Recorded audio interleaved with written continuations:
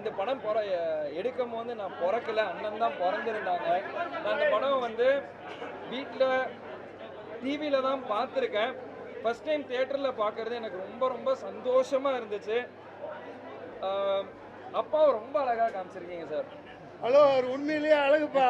இல்லை, correct. But நான் எங்கள் அப்பாவை வந்து வீட்டில் பார்த்த விதம் வேறு, பட் சினிமாவில் பார்த்த விதம் கண்டிப்பாக வேறு. ரொம்ப சூப்பராக இருந்துச்சு படம். எல்லாரும் சொன்ன மாதிரி அந்த டயலாக்ஸ் எல்லாமே ரொம்ப கேப்டனோட டயலாக் டெலிவரி யாருமே பேச முடியாதுங்க ஐயா. டயலாக் டெலிவரி, மாடுலேஷன் எல்லாருமே வந்து அந்த ஓப்பனிங் ஃபைட்டை ரொம்ப என்ஜாய் பண்ணி இப்போவும் பார்க்குறாங்க.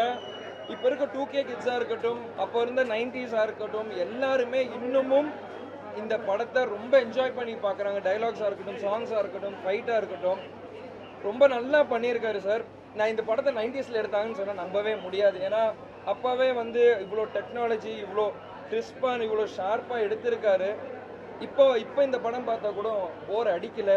என்ன இப்போ இருக்கிற ஹீரோவாக கேட்டிங்கன்னா இந்த மாதிரி படம் இன்னும் நிறைய டைரக்டர்ஸ் எடுக்கணும், இந்த மாதிரி இன்ட்ரெஸ்டிங்காக கொண்டு வரணும்னு தான் நான் ஆசைப்படுவேன். ரொம்ப வருஷம் கழித்து அப்பாவை ஸ்க்ரீனில் பார்க்கும்போது எனக்கு அழுகை வந்துருச்சு. என்னால் அதை கண்ட்ரோல் பண்ண முடியல. ஸோ இந்த மாதிரி இன்னும் நிறைய அப்பாவோட படத்தை எனக்கு ஸ்க்ரீனில் பார்க்கணுன்னு ரொம்ப ஆசையாக இருக்குது.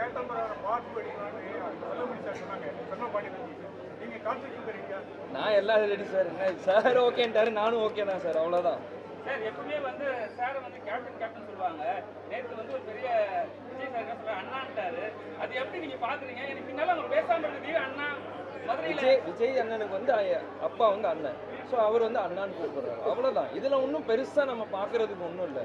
அப்பா வந்து விஜய் சார் சின்ன வயசுலேருந்து பார்த்துருக்காரு, அதனால விஜய் அண்ணன் வந்து அப்பாவை அண்ணன் கூப்பிட்டு பழகிருக்காரு, அதனால அண்ணன் சொல்லிட்டாங்க, அவ்வளோதான். இல்லை, விஜய் சார் ரசிகர்லாம் வந்து எங்களெல்லாம் வந்து கவர் எழுதுறாருன்னு சொல்லிட்டு ஒரு விஷயம் போயிட்டு இருக்கு. புரியல. எங்களெல்லாம் கவர் எழுதுன்னு சொல்லிட்டு போயிட்டு இருக்கு.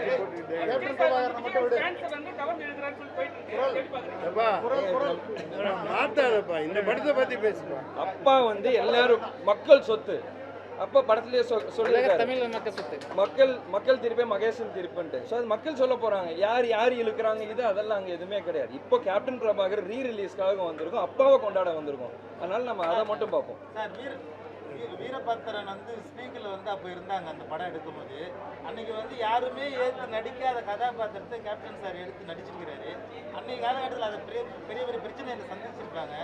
அதை வந்து ஆர்கே செல்வமணி சார் தெளிவாக சொல்லணும். அது நீங்க சொல்லுவோம், பார்ட் 2ல சொல்லுவோம். சந்தோஷத்தை பகிர்ந்துட்டோம்.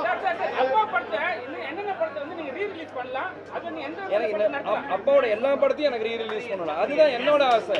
ஒன்னு கிடையாது, அப்போட மொத்த படத்தையும் மொதல் படத்துல இருந்து கடைசி படம் வரைக்கும் என் படம் நான் என் கூட நடிச்சிருக்கேன், அந்த படம் வரைக்குமே எனக்கு ரீரிலீஸ் பண்ணணும் தான் ஆசை.